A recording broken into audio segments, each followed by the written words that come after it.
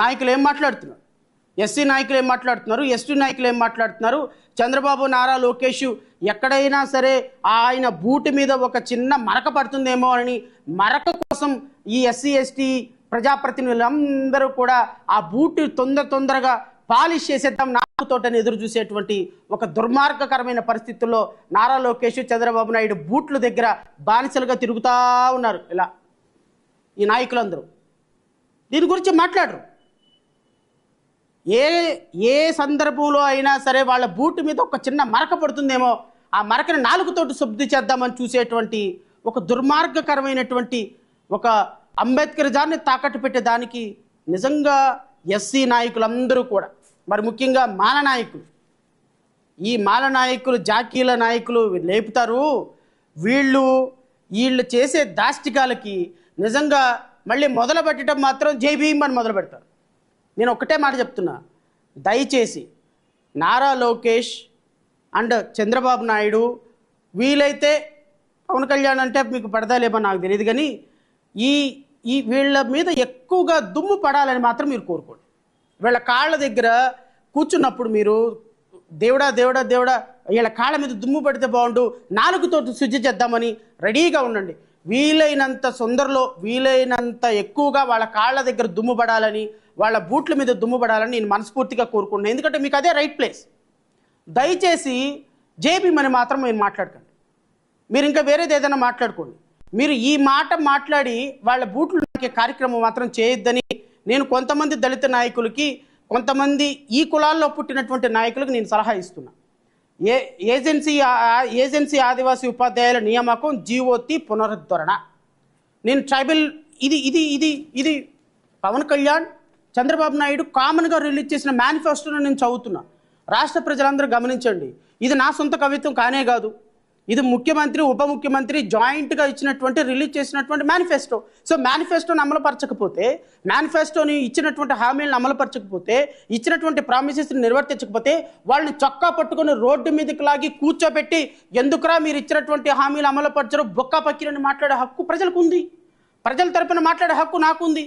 నేనే వ్యక్తిగతంగా ఎవరిని మాట్లాడటం లేదు, వ్యక్తిగతంగా ఎవరిని విమర్శించటం లేదు, వ్యక్తిగతంగా వాళ్ళని మాట్లాడాల్సిన అవసరం లేదు, మీ వ్యక్తిగతమైన జీవితాల గురించి నాకు సంబంధం లేదు. కానీ I'm asking very straight question. కానీ రాష్ట్ర ప్రజలకు మీరు ఇచ్చినటువంటి హామీలు, ఈ హామీల రూపం కారణంగానే రాష్ట్ర ప్రజలు మీకు ఓటేశారు. Mister deputy chief minister, mister chief minister, mister minister for education, మీకు ప్రభుత్వం అధికారం ఇచ్చింది సూపర్ 6 అమలు విషయంలో. రాష్ట్ర ప్రజలకు మీరు ఇచ్చినటువంటి 143 హామీల విషయంలో, ఈ 143 హామీల్లో ఏ ఒక్క హామీ అమలుపరచకపోయినా మిమ్మల్ని గల్లాలు పట్టుకొని రోడ్డు మీదకు తీసుకొచ్చి ఎందుకు హామీలు మీరు అమలుపరచడం లేదు, ఎందుకు ప్రజలకు హామీలు ఇచ్చారనే అడిగే హక్కు ఈ రాష్ట్రంలో ప్రతి ఒక్క ఓటర్కి ఉంటుంది. ఆ ఓటర్ తరపున ప్రశ్నించే హక్కు ప్రతి ఒక్క రాజకీయ పార్టీ ప్రతినిధికి ఉంటుందని మాత్రం గుర్తుపెట్టుకో. సిగ్గు లేకుండా ఇంకా డిబేట్లో కూర్చొని మాట్లాడుతున్నారు. ఏ మొహం పెట్టుకొని మాట్లాడుతున్నారు మీరు డిబేట్లు? నేను అడుగుతున్నా, జీవో 3 పునరుద్ధరణ ఏమైపోయింది? Why you people are not taking any action for restoring the GO number 3? Because thousands, lakhs of tribal people are being affected because of this GIVO. You just restore the GIVO immediately as soon as possible. Tribal area lo 100% reservations tribal పీపుల్కి ఇచ్చేటువంటి GO ఇది. ఈ జీవోని supreme court వారు కొట్టేసిన తర్వాత మీరు రాష్ట్ర ప్రజలకి, రాష్ట్రంలో ఉన్న ప్రతి నిరుద్యోగ బిడ్డకి హామీ ఇచ్చారు, జీవో 3 పునరుద్ధరణ చేస్తాము, రిస్టోర్ చేస్తామని. Then why you people are not doing so? ప్రస్తుత ప్రభుత్వం రద్దు చేసిన ఎస్సీ ఎస్టీ సంక్షేమ పథకాల పునరుద్ధరణ. ఐఎమ్ ఆస్కింగ్, మీరు సంక్షేమ పథకాలు, ఎన్ని సంక్షేమ పథకాలు, ఎస్సీ ఎస్టీ సంక్షేమ పథకాలు పునరుద్ధరణ చేశారు ఈ రాష్ట్ర ప్రజలకి? ఖచ్చితంగా మీరు చెప్పి తీరాల్సిందే.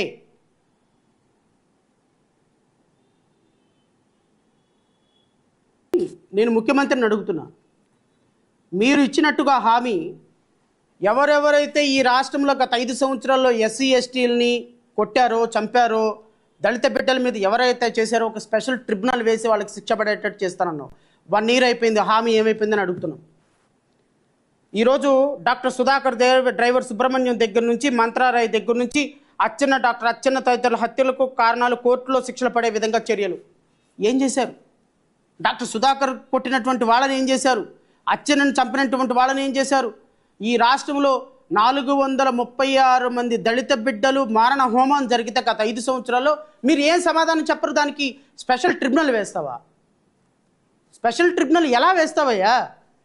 నువ్వు స్పెషల్ ట్రిబ్యునల్ వేస్తావంట. ఈ అదవ అడగగానంట ఆయన ఒప్పుకున్నాడంట.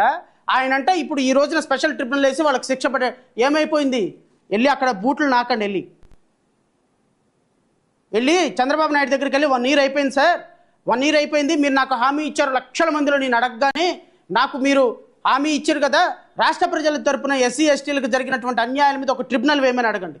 కామన్ సెన్స్ ఉండదు, లీగల్ నాలెడ్జ్ ఉండదు, ట్రిబ్యునల్ అంటే ఏందో తెలీదు, కోర్టు అంటే ఏందో తెలీదు, ఎలా వేస్తారో తెలీదు, అసలు ట్రిబ్యునల్ వేసే అధికారం ఈయనకుందో లేదో తెలీదు. ఈ ట్రిబ్యునల్ ఎక్కడెక్కడో జరిగిన అంశాలన్నీ తీసుకొచ్చి ఎక్కడ ట్రిబ్యునల్ వేస్తే ఆ ట్రిబ్యునల్కి వ్యాలిడిటీ ఉంటుందో లేదో తెలీదు, దాని విధి విధానాలు తెలీదు. ఈయన మాట్లాడటం, ఆయన హామీ ఇవ్వటం, రాష్ట్ర ప్రజలు చెవులో పువ్వులు పెట్టుకున్నారనుకుంటారా? అందుకనే ఎవరన్నా తీసుకెళ్ళి డాక్టర్కి చూపేయండి రా అన్నట్టు కాస్త చదువుకొని సావండి.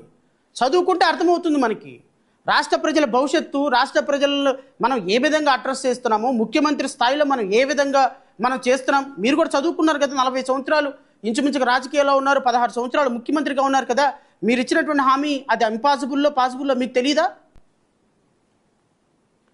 నేను మళ్ళీ అడుగుతున్నా, ఎస్సీ ఎస్టీ బ్యాక్లాగ్ పోస్టులు భర్తీ చేస్తాం. నేను అడుగుతున్నా, ఆంధ్రప్రదేశ్ రాష్ట్రంలో ఎన్ని ఎస్సీ ఎస్టీ పోస్టులు లాస్ట్ 1 yearలో బ్యాక్లాగ్ పోస్టులు భర్తీ చేశారండి? రమారమి 2,40,000 ఉద్యోగాలు, ప్రభుత్వ ఉద్యోగాలు బ్యాక్లాగ్ పోస్టులు ఉంటే గత 8 సంవత్సరాల నుంచి, గత 5 సంవత్సరాలు ప్లస్ గత ప్రభుత్వంలో కాకుండా మీరు 2019లో ప్రభుత్వం అధికారంలోకి వచ్చేసరికి 90,000 పోస్టులు ఖాళీలు ఉన్నాయి. గత ప్రభుత్వంలో ఏ ఒక్క బ్యాక్లాగ్ పోస్టు కూడా ఫిల్ చేయాల. ఈ సంవత్సరంలో 1 year పోస్టులు రమారమి 2,40,000 బ్యాక్లాగ్ పోస్టులు ఖాళీలు ఉంటే ఈ 2,40,000 బ్యాక్లాగ్ పోస్టులు ఎప్పుడు ఖాళీలు ఫిల్ చేస్తారు? మీరు మేనిఫెస్టోలో పెట్టినట్టుగా ఈ రాష్ట్ర ప్రభుత్వం ఎస్సీ ఎస్టీ బిడ్డల కోసం చేస్తున్నటువంటి సప్లై నిధులు కావచ్చు, బ్యాక్లాగ్ పోస్టులు భర్తీ కావచ్చు, జీవో 3 పునరుద్ధరణ కావచ్చు, 50 ఏళ్ళకే పెన్షన్ కావచ్చు, జరిగిన దారుణాల మీద ఒక ట్రిబ్యునల్ కావచ్చు, ఒక్క హామీని కూడా నిర్వర్తించకుండా, ఒక్క మాట కూడా నిలబెట్టుకోకుండా, ఇచ్చినటువంటి ప్రతి ప్రామిస్ని తుంగలో తొక్కుంటా సంవత్సర కాలం పరిపాలన ఏం చేయాలి పవన్ కళ్యాణ్? ఉప ముఖ్యమంత్రి ఏం చేయాలి? ఏంది సంబరాలు జరుపుకోవాలా? ఇంటి ముందు ముగ్గులు పెట్టుకోవాలా? ప్రతి ఒక్కళ్ళు కూడా సంబరాలు చేసుకొని రాష్ట్రంలో అద్భుతమైన పరిపాలన కొనసాగుతుందని చేసుకోవాలి. దేనికి కొనసాగుతుంది? ఎవ్రీడే ఒక పాపను మర్డర్ చేసి, రేప్ చేసి, శవాలను కూడా దొరకకున్నందుకు చేయాలా? సొగాలి ప్రీతి కేసులో నిందితులకు ఉరిశిక్ష పడిపోయి వాళ్ళకి చట్టం ప్రకారం, న్యాయం ప్రకారం ఉరిశిక్ష వేయించినటువంటి మీ ఘనత కోసం సంబరాలు జరుపుకోవాలా? 30,000 మంది మహిళలు మారిపోయినారు.